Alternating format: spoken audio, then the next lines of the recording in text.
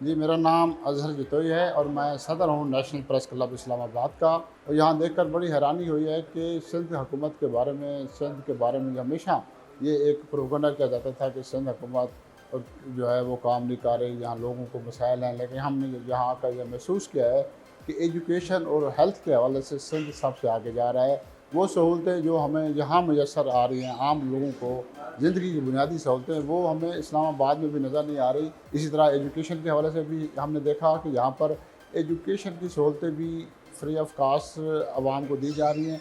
इन सारी चीज़ों को देख कर ये महसूस होता है कि अब सिंध सही मानों में लीड कर रहा है पाकिस्तान को, जहाँ पर हेल्थ और एजुकेशन के साथ साथ दीगर इंफ्रास्ट्रक्चर हमें बेहतर नज़र आ रहे हैं। हम उम्मीद करते हैं कि दीगर सूबों भी इनकी पैरवी करेंगे और इस तरह की डेवलपमेंट वो भी अपने अपने उसमें करेंगे सूबों में, ताकि लोगों को ज़िंदगी बुनियादी सहूलतें मैसर हो सकें।